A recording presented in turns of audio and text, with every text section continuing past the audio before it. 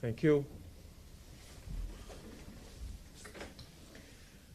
Thanks again, and good morning again. My name is Donovan White. I'm the chairman of the joint board of the Consumer Affairs Commission and the Fair Trading Commission. And this morning, let me first of all welcome the members of the table, led by the Minister, Senator Albin Hill, Minister of Industry and Commerce. Also with us to his right is State Minister Honorable Norman Dunn. We have online joining us Permanent Secretary Ms. Sandra Bennett Templar. Also online is the Chief Technical Director in the Ministry, Ms. Michelle Parking. We have at the table as well our two Executive Directors from the CAC, Ms. Dulcie Allen, and from the Fair Trading Commission, Mr. David Miller. I also want to welcome online, Minister, the members of the board. Most, I believe, are usually with us for these press briefings, so we want to take the opportunity to welcome them. Other senior members of the ministry and of the agencies, the media, our friends, consumers, welcome again to this morning. They're indicating to me I should take my mask off, Minister, so when I'm speaking. So I will certainly do so, and I'll put it back on as soon as I stop speaking. Now, this morning is an interesting morning. We will run through a few things. We will first hear a little bit from our two executive directors on some of the work that they have progressed in the interest of Jamaican consumers since the last time we had one of these sessions. We'll have some remarks from both State Minister and Minister himself will address us as the Minister in charge of our ministry. And first of all, sir, let me take the opportunity to congratulate you on your appointment to the ministry, sir. Looking forward to working with you, and I'm sure our two agencies are doing the same. Let me just also take a minute to give those online just a quick update on the progress of our joint board activities. We continue to meet monthly. We have a number of working committees. Chief among them is our merger committee, made up of several members of the board who are professional and thought leaders in their own areas of chosen profession, which impacts, in fact, quite a bit of the work that we have been charged to do in furtherance of the completion of the merger of the two agencies. Now, we still have quite a bit of work to do. We are focusing on the administrative portion of the merger, whilst the legislative framework is still being handled at the policy level. But we are sufficiently happy with the progress so far. We're going to continue to push as hard as we can, as far as we can, as quick as we can, to ensure that we meet the timelines outlined a year or so ago for us. Obviously, Minister, we will continue to be guided by your wisdom on this, and where there are changes and our new paradigms that you would like us to embark on, we will certainly be at your service. So with that, I'd like to first of all call upon the Executive Director of the Fair Trading Commission, Mr. David Miller, to give a quick year in review and look forward for the agency. David? Thank you very much, Chairman, and good morning. Good morning, Minister Hill. Good morning, Minister Dunn. Good morning, Mrs. Allen. Members of the media, all. The Fair Trading Commission operates on the premise that competitive markets are central to efficiency, innovation, investment, and economic growth. The FTC's core values of professionalism, confidentiality, transparency, independence, and impartiality are critical to its effectiveness and are a hallmark of its work. In conducting investigations and undertaking market studies, the FTC uses international best practices, which require all relevant stakeholders' involvement in the processes. That is, the party being investigated, other market participants at all levels of the supply chain, as well as consumers. The FTC's conclusions are based on empirical evidence, actual data, and verifiable information. Today, our message will focus on 3 areas. Firstly, a summary of the sectors that we have investigated or where we have made competition advocacy interventions during the past 6 months. Secondly, the FTC guidelines to reviewing mergers, acquisitions, and joint ventures, and this area is of particular interest to business enterprises. And thirdly, our work on strengthening internal work processes for increasing organizational efficiencies. The FTC focuses on those sectors and markets that are most impactful on the recovery of our economy. Accordingly, we prioritize areas such as construction, energy and electricity, telecommunications, finance, as well as online and e-commerce facilities.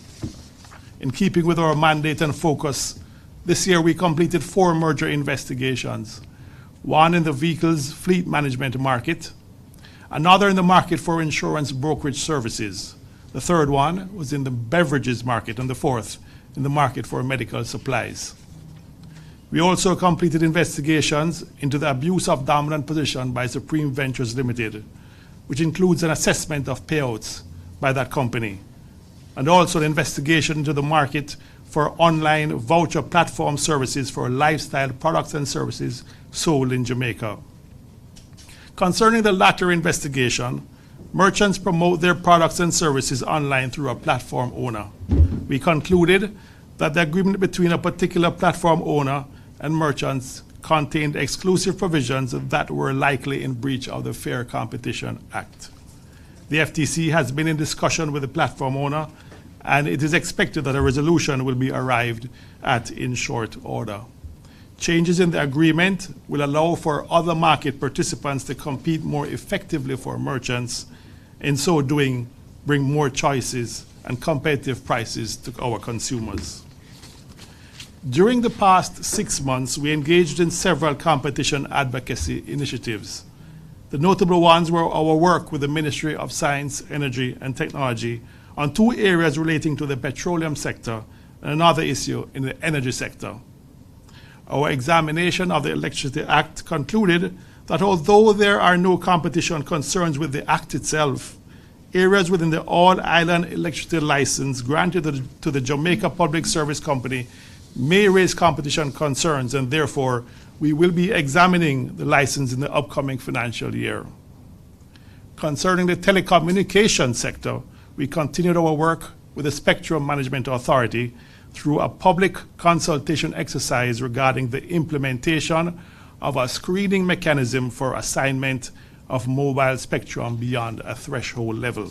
And this will lead to the benefit of our telecommunications providers and eventually to our consumers.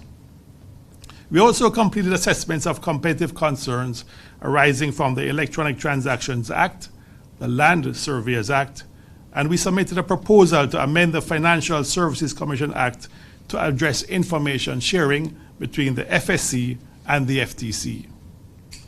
We completed market studies on competition in auditing services, as well as in the nursing and care homes sector. Nursing homes provide services to a vulnerable segment of our society, and the study included recommendations that were made to the Ministry of Health and Wellness for having a more robust regulatory framework for that sector. The recommendation to improve nursing homes operations and increase value to consumers are, firstly, that the Ministry of Health and Wellness should provide adequate resources to their institutions and facilities unit to carry out its functions. Secondly, information regarding complaints procedure and redress system should be more readily available to the public. And thirdly, it should be mandatory for nursing homes to provide certain critical information to the public. Additionally, the staff published consumer guidelines for selecting a nursing homes, and we also issued consumer guidelines for online shopping. These studies and guidelines are posted on the FTC's website, located at www.jftc.gov.jm. We are nearing completion on market studies on digital payment systems, which is an area within the financial sector, and another into the wholesale supply of broadband services in the telecommunications industry. The second area for today's briefing is the FTC publishing its guidelines reviewing mergers, acquisitions, and joint ventures. The guidelines are targeted primarily at business enterprises, and it briefly explains the internal process used by the staff when assessing mergers, acquisitions, and joint ventures. The FTC may review a merger whether or not it has been advised beforehand. Consequently, there may be risks for enterprises if parties fail to notify the FTC of their intention to merge. And therefore, the guidelines provide greater certainty to business enterprises undertaking such transactions. These guidelines are based on international best practices and are model of guidelines used in other jurisdictions, including the United States Horizontal Merger Guidelines and the ICN's Model Guidelines.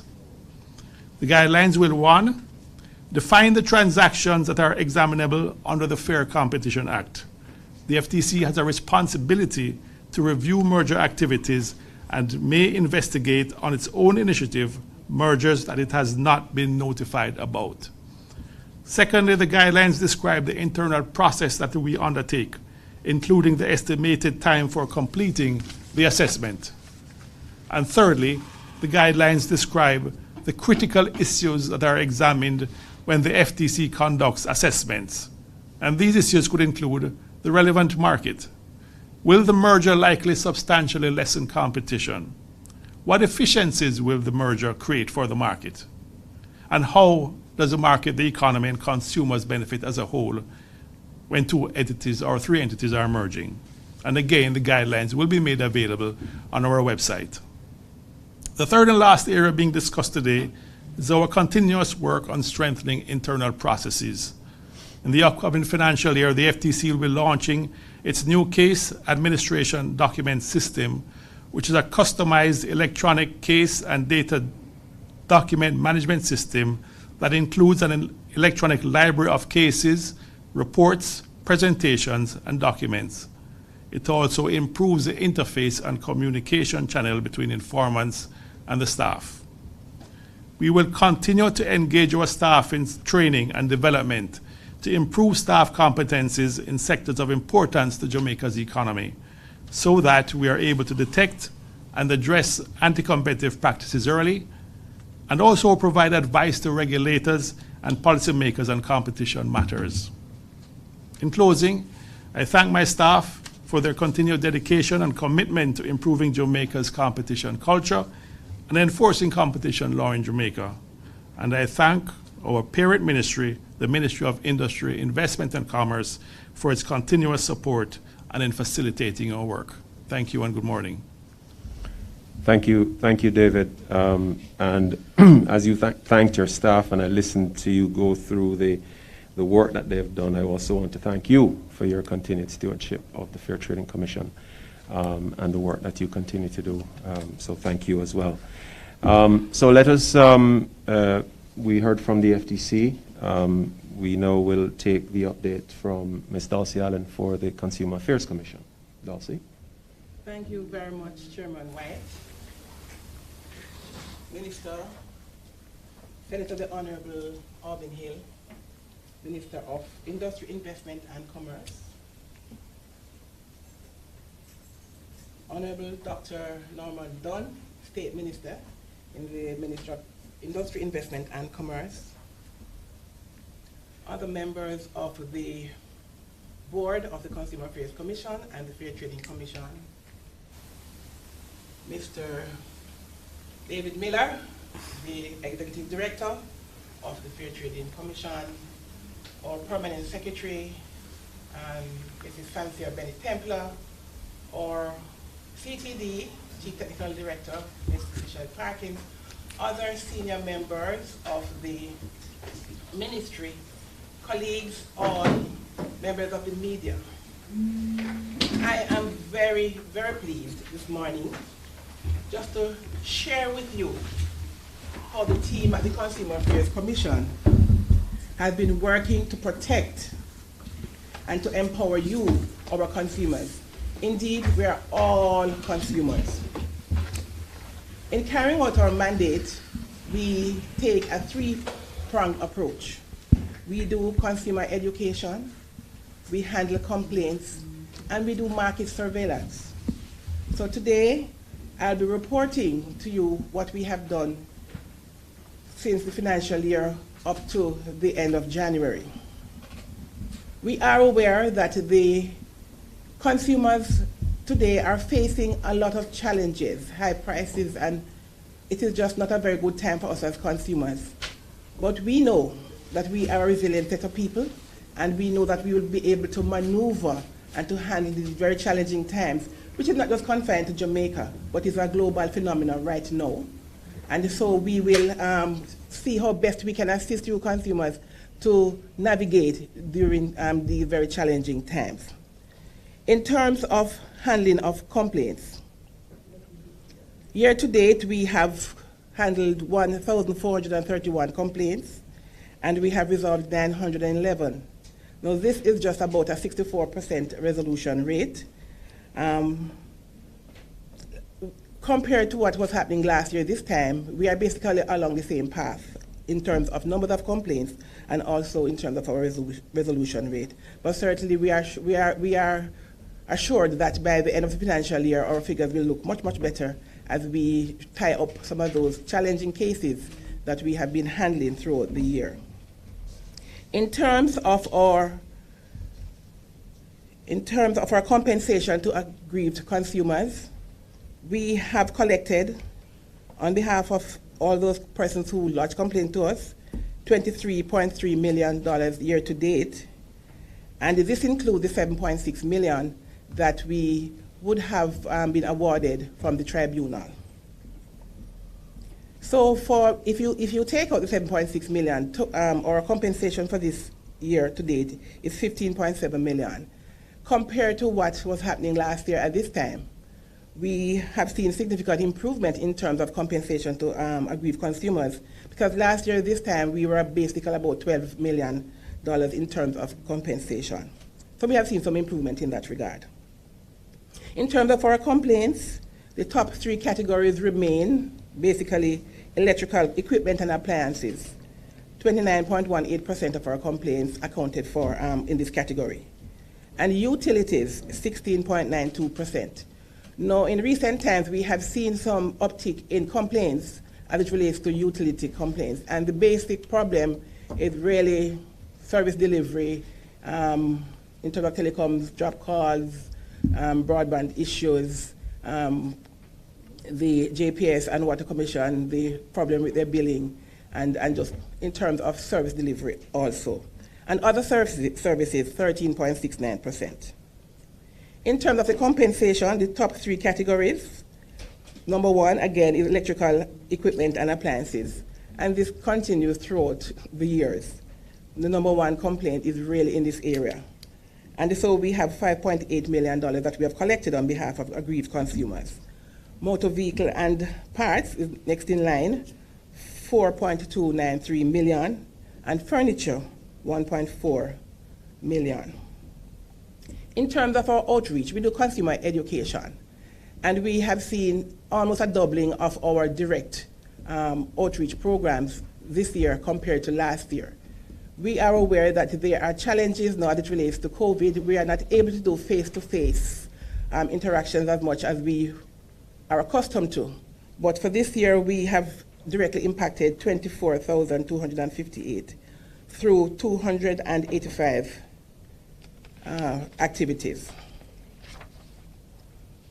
In terms of our market surveillance, we continue to provide information for consumers. Now, we believe that once you are educated, once you have the information, you are able to make informed decisions. And so we provide market surveillance activities.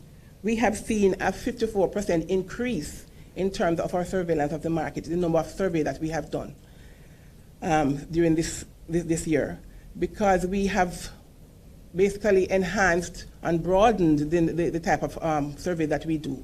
So we are doing surveys as it relates to the testing facilities for COVID-19. Yes, we have also improved in terms of the number of surveys that we do for the groceries, the gasoline, hardware items, school books, back to school time, and banking fees as well. You are very aware that this has been a very topical issue in the media in recent times, and we continue to provide the information to our consuming public. We are encouraging consumers that even though we are faced with these high prices, you know, increase in price is never a good thing for a consumer. That's not good news for us as consumers. But we have some facilities at the Consumer Affairs Commission that can assist you in maneuvering.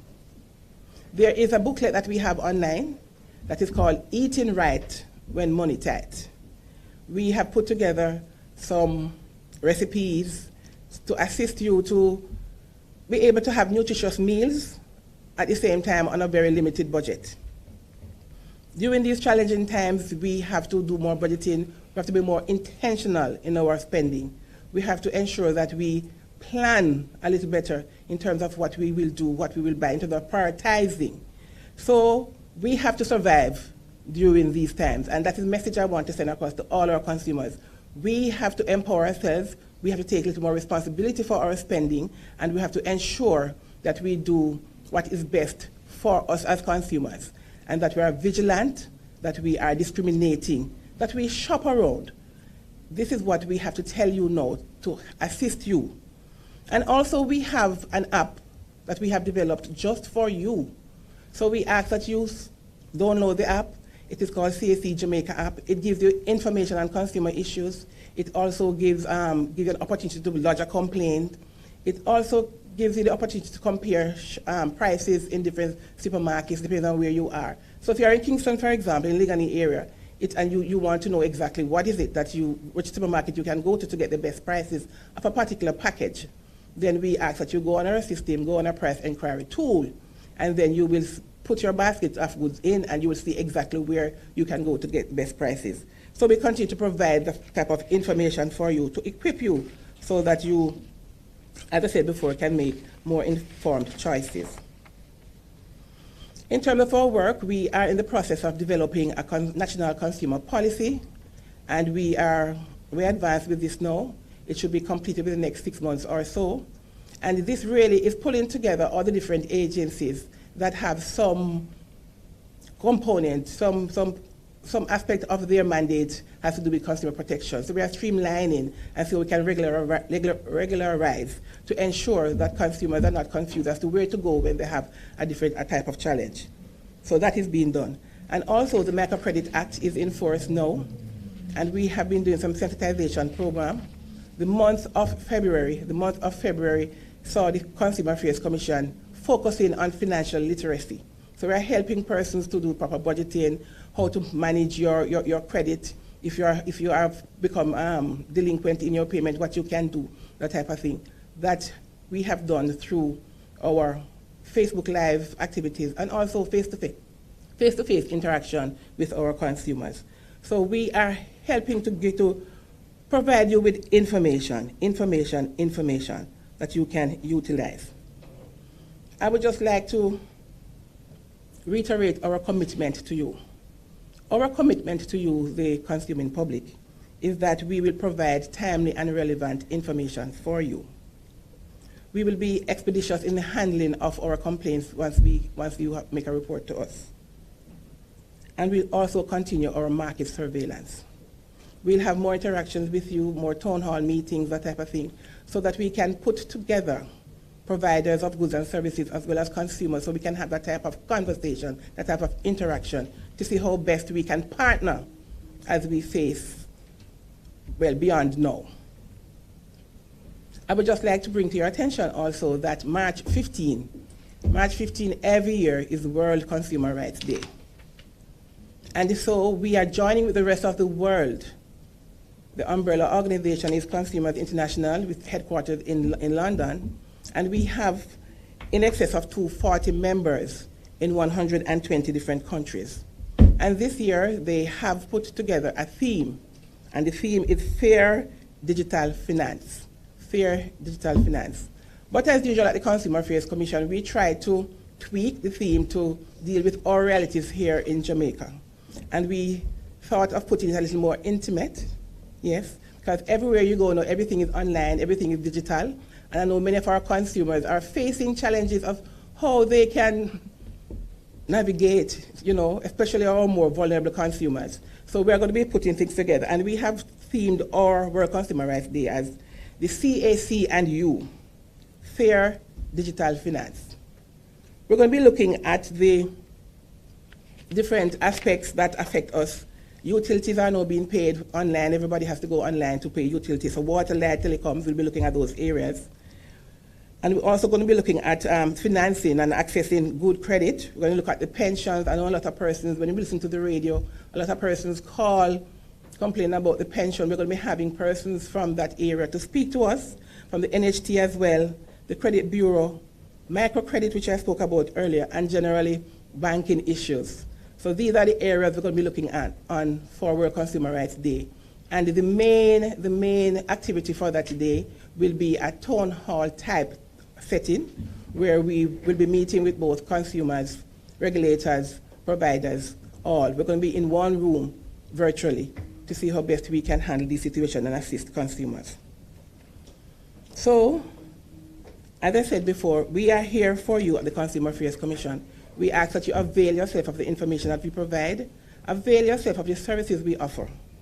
Our whole aim is really to have a population of vigilant, assertive consumers, persons who not only know their rights as consumers, but also their responsibilities, and not only know them, but they're able to exercise them. We want to have vigilant consumers. We want to have consumers who know exactly what they are about. And as a result of this, we know we'll have a better market. So let us avail ourselves, as I said before, of what we have to offer at the Consumer Affairs Commission. And it is our pleasure. I just want to thank the team at the Consumer Affairs Commission and all those persons, the ministry, all the persons who assist us, members of the media who assist in disseminating information from time to time, other agencies. I want to thank you all. And we look forward to a great new financial year as we move forward in assisting consumers and empowering our consumers. Thank you very much.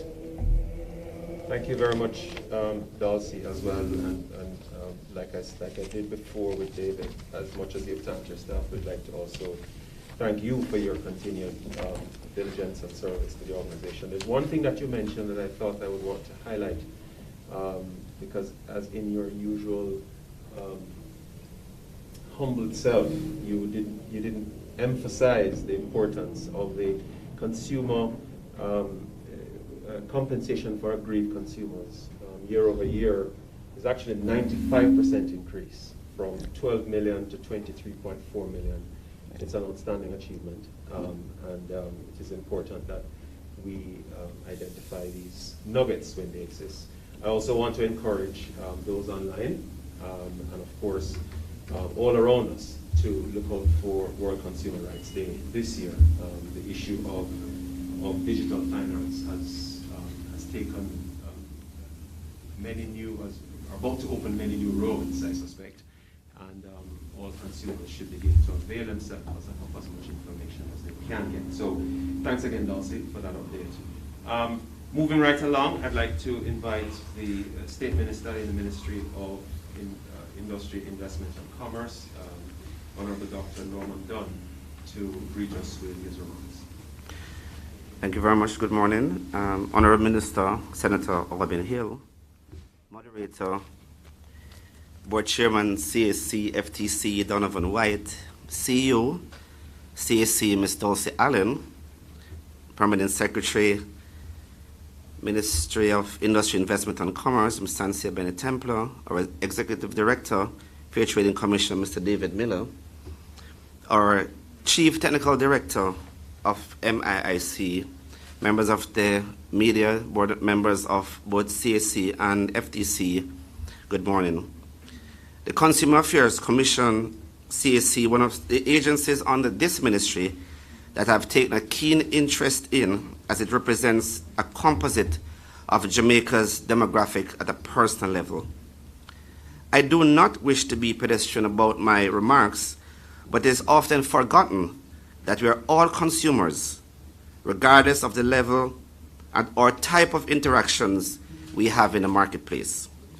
A consumer who is a business owner is protected under the Consumer Protection Act and other attending legislation as much as the end users of the products.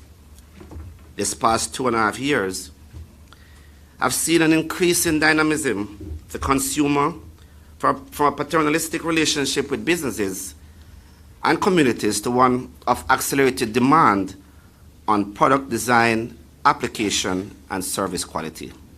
So while the CAC may be the agency that protects the consumer, so to speak, the role is being redefined by the very population it represents.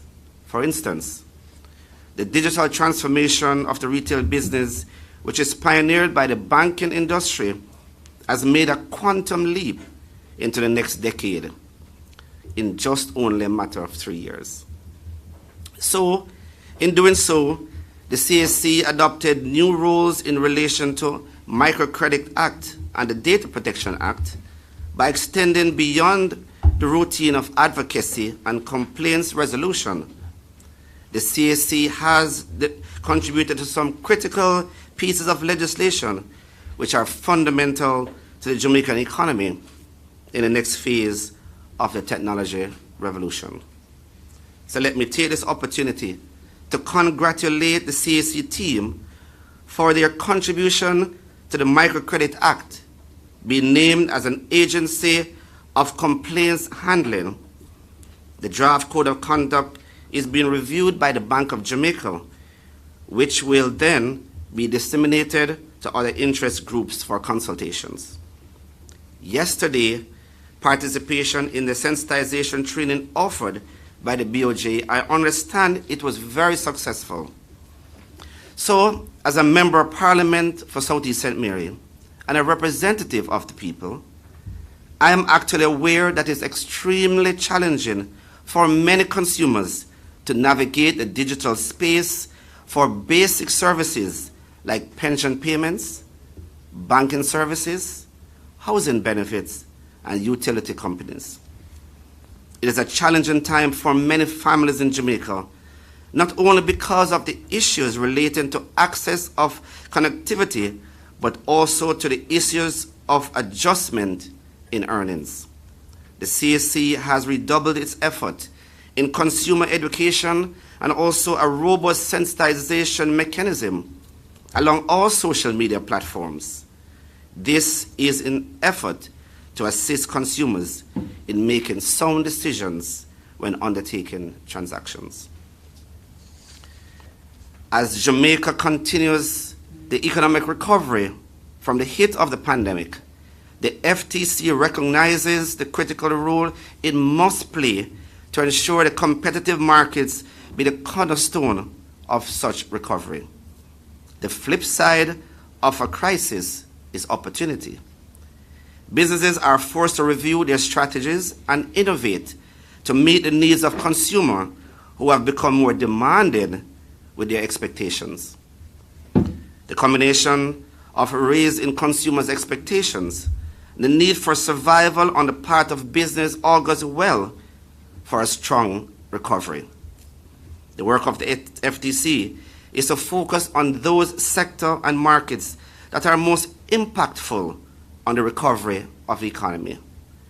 The FTC's work plan for the coming year includes assessment in areas such as construction, energy, electricity, telecommunications, and finance. The FTC is near its completion on market studies on digital payment systems and others into the wholesale supply of broadband services in the telecommunication industry. The digital payment study answers two critical questions regarding the electronic payment platforms available to consumers in Jamaica. One, what is the state of competition in the electronic payment platform market? And two, what is the level of participation of end users, that is the consumers and the merchants, on these electronic payment platforms? The other study on the supply of broadband services assesses the competition implications of the arrangements under which small cable TV operators access and pay for wholesale broadband services from sole providers in Jamaica. We expect the FTC will be making several recommendations that will strengthen the regulatory framework of the respective sectors. In January 2022, the FTC commenced a market study on hyperscalers to investigate the competitive effects of hyperscaling. FTC assesses, one, the disparity in the regulatory treatment contents delivered via traditional broadcasting compared to hyperscalers, and two, the ability to compete for advertising revenues.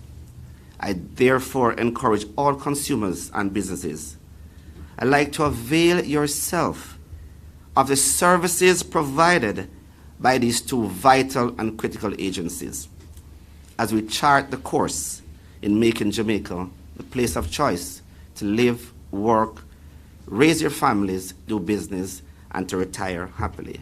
Thank you very much. Thank you again, Minister. Very strong words there. I'd like to progress to hear from our key address provider this morning, and he is no other than our Minister himself, Senator the Honourable Aubin Hill. Good morning again, sir. Good morning, Mr. Moderator. Mr. Donovan White, who is also Chairman of the Consumer Affairs Commission and the Fair Trading Commission, both rolled in one. And of course, I want to say, Minister Dr. Norman Dunn, who gave such a good outline as to what, especially focusing on the FTC, what FTC has done and must do in the future. Of course, I'm also recognizing our Permanent Secretary, Mr. Sansa Bennett Templar, and our Chief Technical Director, Ms. Michelle Parkins, who I know are not in the room, but they're online. Mrs. Dulcie Allen, Chief Executive Officer of the CSC. She's been there, I think, probably from the first day of the CSC, if not very close.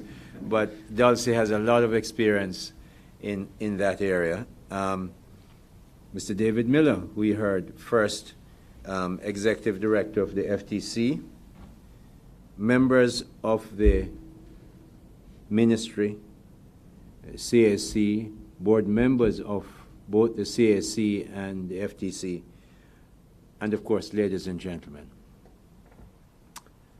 It's my pleasure to be here this morning. This is my first press conference with the FTC and CSC.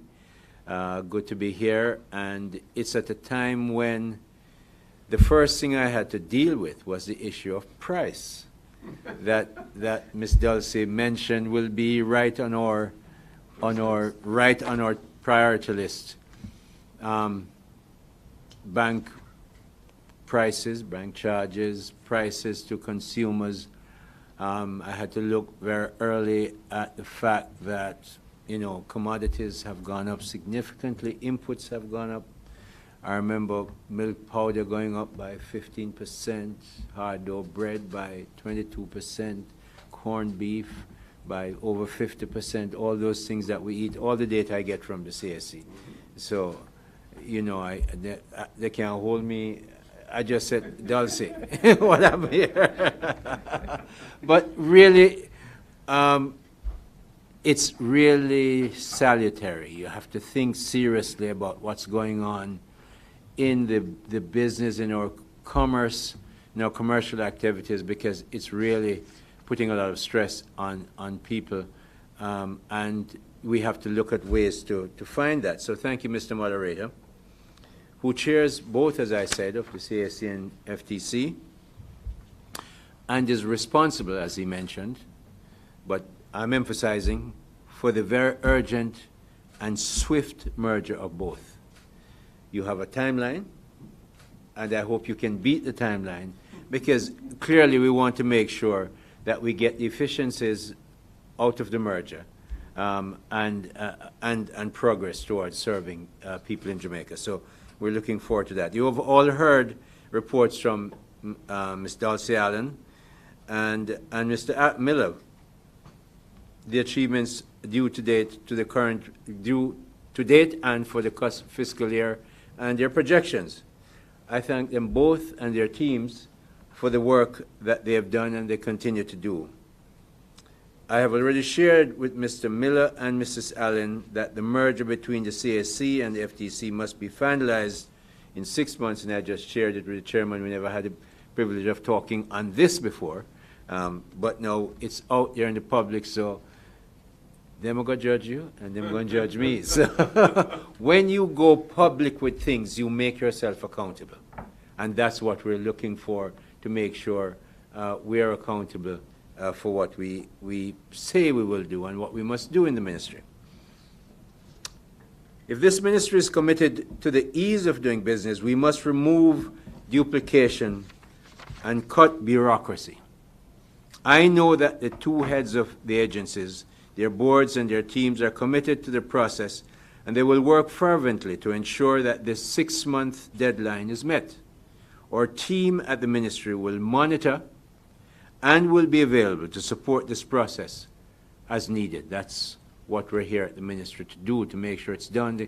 The transformation that the government is doing is important. As the GOJ, the Government of Jamaica, works through this public sector transformation program, no doubt about the 22 agencies that we have in this ministry will also be affected in one way or another. Not just the CAC and the FTC, but as the transformation that Minister Clark, Minister of Finance, speaks about so often, and the Prime Minister refers to quite frequently, as that goes through, then other of our agencies will be affected. Central to this ministry's work is fostering relationship with our stakeholders, or manufacturers, or distributors, or traders, or consumers. We want to treat all of them fairly. As Ms. Allen and Mrs. Allen and her team do their interviews and research and checks, we want to make sure both sides are treated fairly, because both sides have issues, especially today. The supplier side have supply chain problems, container prices going up, they have issues. The consumers have severe personal, directly affecting me issues. And so we have to bear those in mind. These players are vital participants in Jamaica's industrial investment and commercial activities that are so important to economic growth, doing business well, and satisfying consumers' and businesses' needs, both sides.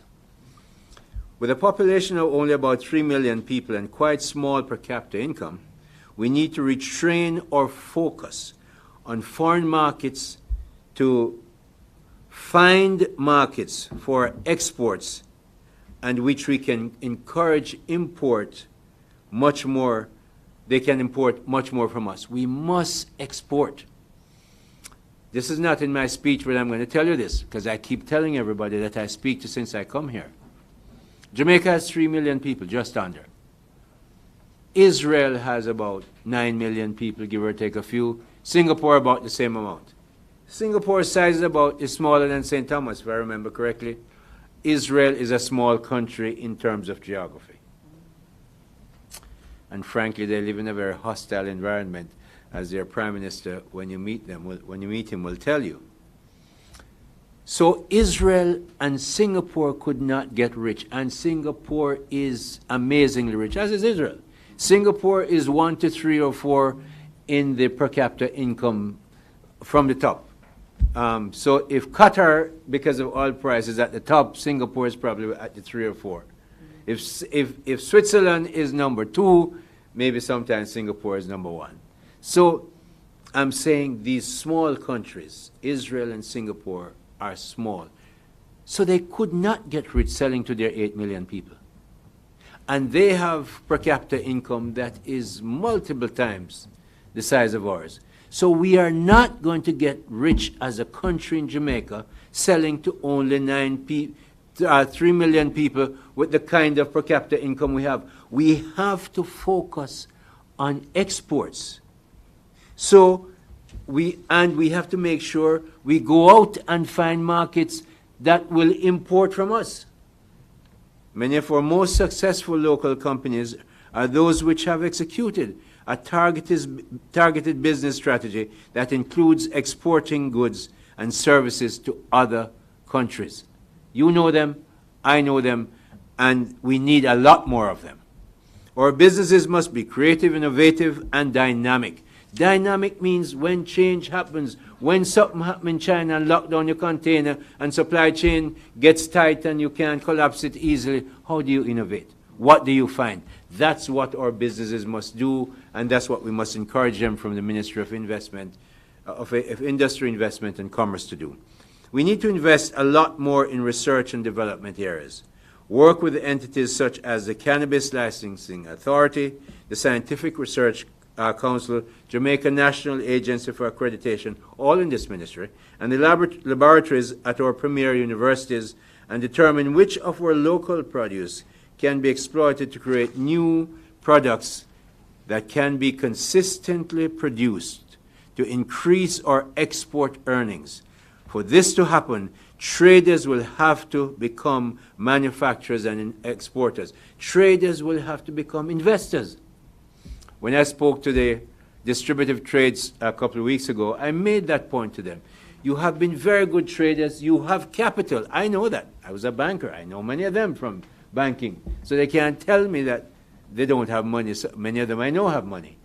But we don't seem to invest in Jamaica. They don't go to the next step. If you're producing a product that has to be put in a pouch or a can, do you look at backward integration, invest in the pouch producing business or the can producing business or the whatever other business that you need to backward integrate with to make your product more wholesome in your business?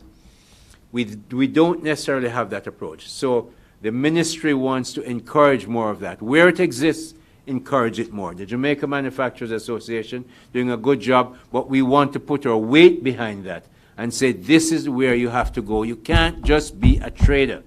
You have to be a developer of business. You have to make products. You have to create services that people want overseas that we can export to them. We need to establish Jamaica as a major player in the financial services business.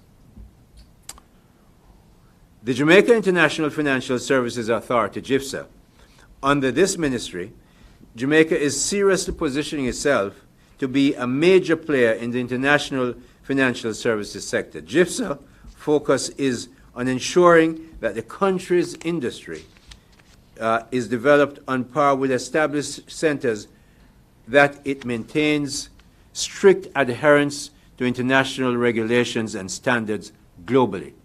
You cannot be in the international financial services business and have people doubting that you are doing money laundering or you're doing trading in people. What's the term they use for that now? Where people trafficking.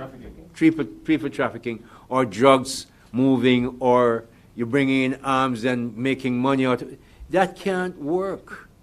So JISTV has been creating a robust and sophisticated legislative framework, formulating a competitive tax regime, and ensuring that we are fully prepared to take advantage of this new strategic opportunity. So we want to make sure, and if you are going to follow the rules, OECD, for instance, says you can't just put up a brass plate.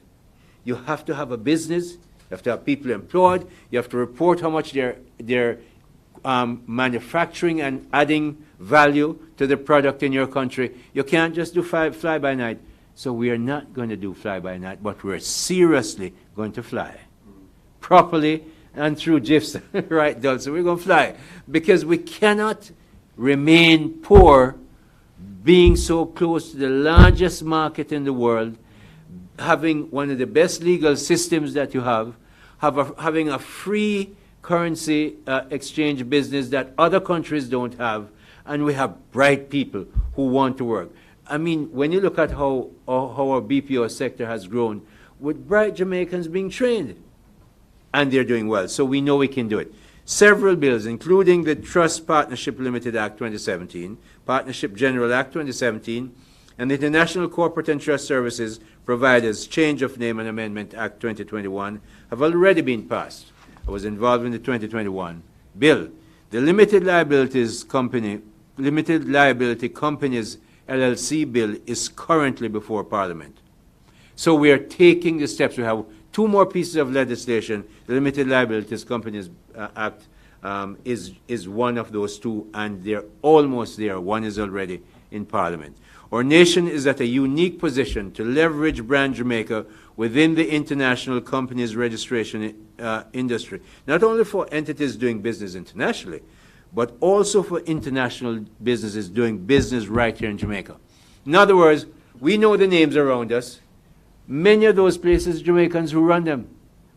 The top guys, of course, are who they are, but the guys who do the work and are the lawyers and the accountants are Jamaicans. Bring them home. Change and reason why we haven't had them, because we didn't change the legislation. We need to have the legislation and the government ministerial push to say, we're serious about this business. Come, look at our central bank, look at our legal system, and look at how we do our stuff.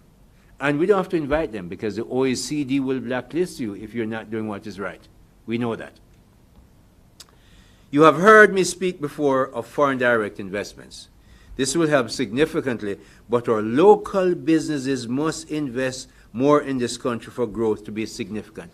And I am making our case right up there with the people who are doing buildings in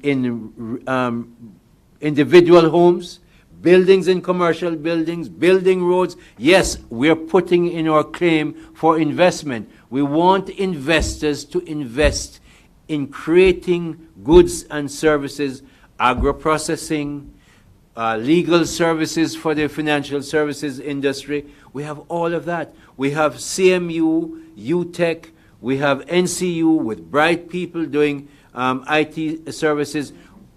The Financial Digital Task Force, which I'm now about to chair, we need people in that industry so that we can invite many more people. One of the big four accounting firms does a lot of its back office work downtown Kingston. Many people don't even know that. When I get permission, I'll call their name. I'll be happy to call the names, because we want people to know that this is happening here. So it is happening in Jamaica. We need to push it more, and this ministry is going to make sure we push that. So you've heard me speak of that, but I want local investors, not just foreign direct investors. Yes, I go to the Middle East. Yes, I'm going to the United States. Yes, I'm going elsewhere. We're inviting Caribbean investors to come here as well, wherever they come from, with clean money, using our clean, nice system that we have here and we're building. And but we also want local investors to invest in Jamaica.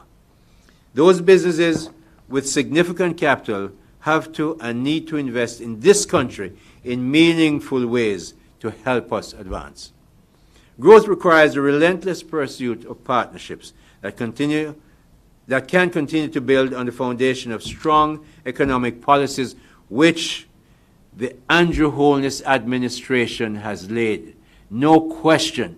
We haven't increased taxes at no time in the past 6 years. In fact, about 2 years ago, Minister Nigel Clark gave back $14.5 billion in tax give back. And of course, we're not mentioning 1.5, which gave back the initial giveaway in 2016. So we haven't raised taxes. You think about this. We've gone through the toughest pandemic in 100 years, and we haven't gone to the market to borrow. Our currency, if we were borrowing, would not be at about 154 today, probably would be across 200. So Minister Clark and those of us in cabinet who work with him have done the job of making sure Jamaica remains stable, and we're recovering in the heart of a pandemic. And then there's Ukraine, but I'm sure somebody will ask me about that. So we require partnerships. These efforts will, over time, cushion the economic challenges being faced by small island developing states such as Jamaica, and we have no oil and no great natural resources of gas and so on to exploit. But Jamaica has bright minds, plenty of entrepreneurial spirit, a qualified workforce, and capital available on competitive terms. The banks here have capital. I'm going to stress this again. The Andrew Holness administration has not gone to the capital markets in Jamaica to suck out money out of the economy, which is what used to happen for decades. The government goes and borrows and borrows and borrows at hugely expensive rate. We couldn't pay it back. We almost folded on the IMF. Good work by both sides brought it back. So Minister Clark is very clear. He has one trajectory for his growth. Watch my right hand. It must go down. Him don't want it to go up, because we have been there and we know what the price of that is. So we don't want to go back there. So through this pandemic, this government never overborrowed, never borrowed, got through it, getting through it, and is beginning to grow again. Really quite amazing. And our international partners are noticing it, because we're one of the best in the business getting through this pandemic. My ministry is committed to our role as business enablers. We like business. We like fair business, hence the Fair Trade Commission. We like consumers to be treated fairly, hence the Consumer Affairs Commission. We want businesses to thrive, hence the enabling and facilitation which this ministry will do. And this ministry pledges to serve you all, consumers, businesses, fairly. We want to cut out the red tape that makes business difficult and put obstacles in your way. And we will use all the resources at our disposal and the collaboration we can do with our other ministries to make this a reality. Thank you very much. Thank you, Minister. Thank you. That was quite stirring. I made a few notes. I just wanted to recap the highlights as I have them, just for the benefit of our audience online. 6 things I made mention here. Tell me if I've missed any, sir. First, you want us to complete our merger in 6 months. As challenging as I know my board will find that. I like how you make yourself accountable. I appreciate that. Well, we stand to serve, and we stand to do our best to ensure that we meet the timeline. And where we will fall short, no doubt there are areas that are out of our control, that we will ensure that you are fully informed, and that we can pull on your help to ensure that we can cross those hurdles. You mentioned the 2 sides of business, supply and demand. So important in the Jamaican economy and in Jamaican space. And we know you will continue to push that conversation, especially with your next point, which is tackling the issue of export and developing markets within Jamaica to provide for goods and services export as an industry that we can grow from. And of course, for that to happen, you talked about manufacturing and production, which there's no export without us creating more by way of innovation and creativity.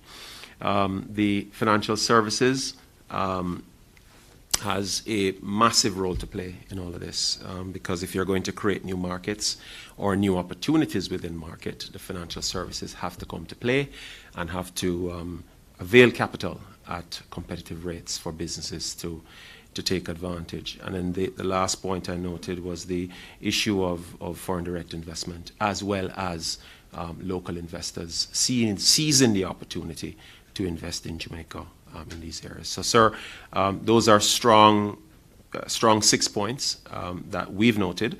There are many other things that you spoke about, but I believe that they're contained succinctly in those 6 points. And we will certainly, the FTC and the CAC will be guided by those guiding lights that you have provided. So we have run the gamut of our agenda today, and I will only now be left to invite. Are we inviting questions? Do we have any questions that are in the chat that we can have read to the room so that the respective persons can provide responses? Or if we're doing live questions, we can begin to do that now. Thank you. I think I'd like to say thanks to JIS and our PR team here at the ministry, Ms. Reed and her team, Mrs. Reed and her team, for putting this together. I haven't had any responses yet, but it's, from where I'm sitting, it looks good. So thank you all for making this quite a bit of, if you see all the machinery they have here, people just sometimes think that it just comes to you on TV. It just does come like that. Miss Reed and her team, and there are people here from early in the morning setting up machines and testing, and I want to give my appreciation and thanks to them. And to strengthen that point as well, Minister, they work very closely with the PR and Communications Subcommittee of our board. There you go. That have worked continually every quarter to ensure that this event happens. Okay. So we'll have you here in 3 months again to reflect on some of those 6 points. And thanks to you, to your PR team as well. Thank Clearly you. I'm learning who are involved. Oh, absolutely. That's fine. I saw Jay, I saw Ted. That's fine. That's fine. We have a question here. It says, what is the extent of work already done under the CAC-FTC merger?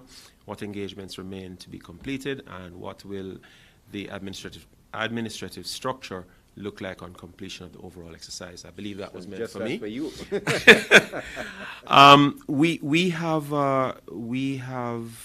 We have done quite a bit of work already.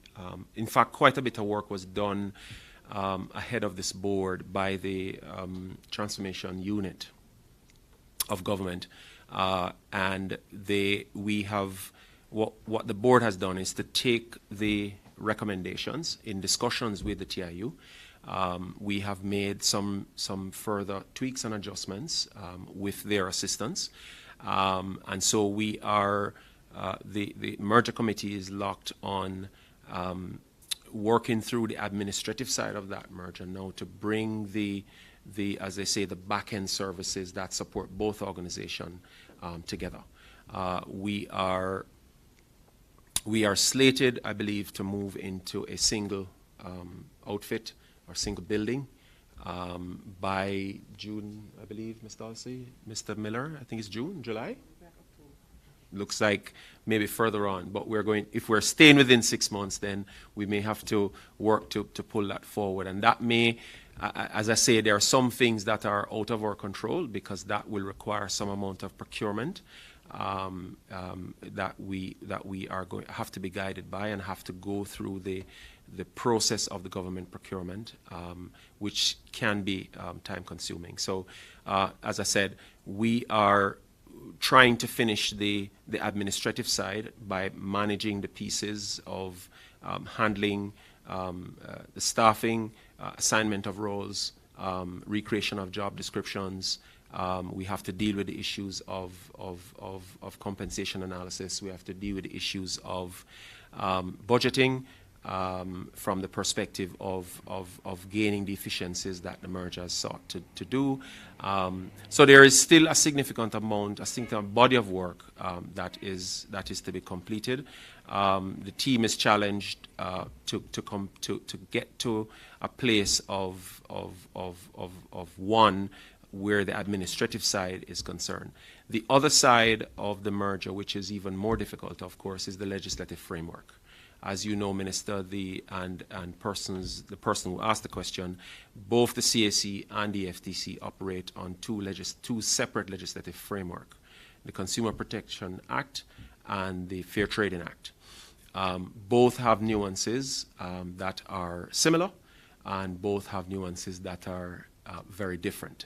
And so the legal framework for that is being treated at the policy level, at the ministry, and we are, the merger committee is waiting to be guided more directly on some of those nuances as they will change and when that will be brought forward to. Checking with the PS. Yes. Okay. Yes. So we're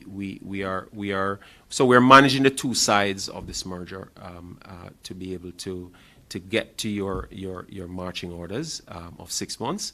But as I say, there are areas that are and will be out of our control that we continue to manage as carefully as we possibly can. Hope that answers your question for the person who asked. Next one, Javon Keys of TVJ is asking, please go ahead with your, sorry.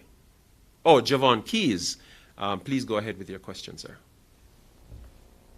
Thank you so much. Good morning, everyone. So my question is a follow-up to the one on the timeline or what's been done so far regarding the merger. I wanted to find out what's the expected cost associated with the merger, and also what are the expected cost savings associated with this merger. So that's my first question.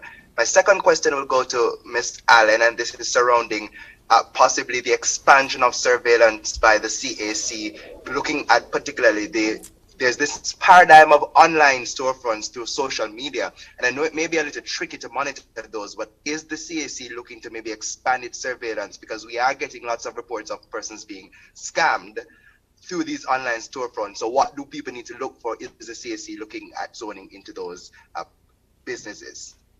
Okay, so let me take the first one, and then I'll hand over to Mrs. Allen, Javon. As it relates to the cost to achieve, I will ask for some patience from the media. We are still doing quite a bit of analysis on the areas that I spoke of, particularly on the administrative side.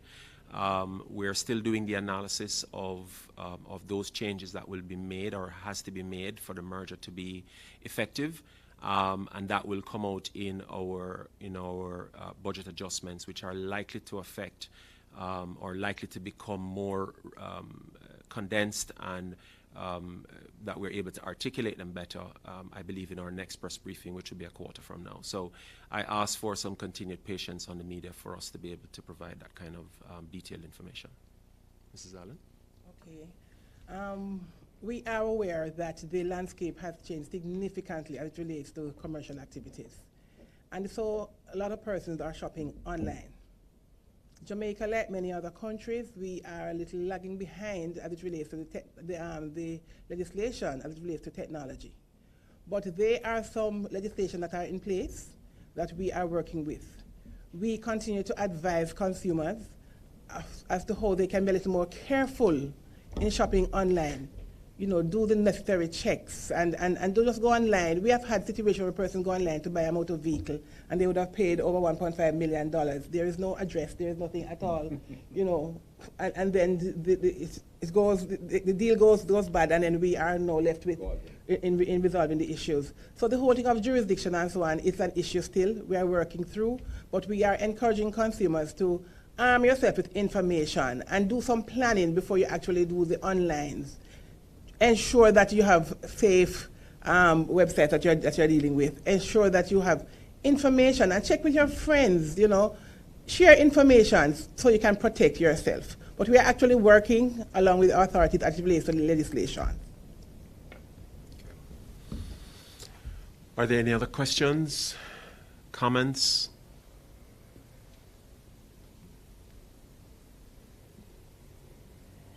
No more questions. What? It appears we have been clear as mud, they say. So with that said, I would like to thank Minister and both ministers for your time this morning, for joining us.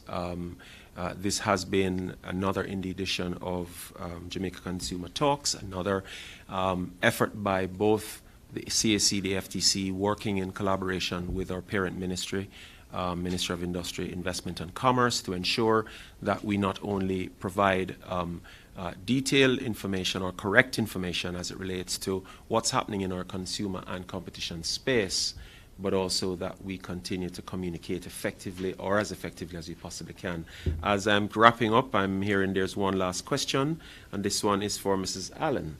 It says, what are the consumer outreach activities being implemented and how effective have these been? Also, which are the agencies that the CAC is partnering with under the policy mentioned? Okay, as it relates to outreach activities, we are using quite a bit of technology now, just to advise persons that in terms of the technology, the CAC is about a 95% digitized as it relates to our activities. So we do quite a bit of our outreach activities using Facebook Live, using just right, all the different social media platforms. So, and we're also partnering with a number of agencies that do consumer education as well. So you have like the Bank of Jamaica, for example, you have the Financial Services Commission, you have the OUR, you have the Bureau of Standards, National Compliance and Regulatory Authority. Those are some of the agencies that we partner with to get information out. As we know, there is a challenge with budget, so we try to see how best we can piggyback and how we can share the resources as we empower our consumers, which is the same constituents that we all serve, really. And the other part of the question is in terms of the policies, basically those same agencies that I mentioned, the Fair Trading Commission, Bureau of Standards, the NCRA, Anti-Dumping, Trade Board, yeah. And we have the Ministry of Finance as well. We have Bank of Jamaica. We have Financial Services Commission. It's quite a wide spread because many agencies, as I said before, have some consumer protection component to their mandate. So we have pulled in all of those. All right. Thank you, Dulcie. And with that, we won't take any more questions. But just to remind all available and who are listening, World Consumer Rights Day 2022 is March 15th, and it's under the theme Fair Digital Finance. And so the CAC will have its plan fully delineated and provided through the various channels to the market, and will also ensure that we keep you up to date on all the areas that you can engage with us on World Consumer Rights Day and participate in the conversation around the theme. So with that, again, I want to thank our Minister for availing himself today, and thank my two EDs, David from the FTC and Dulcie from CAC, and thank you for your time this morning with us. Thanks again, and talk soon.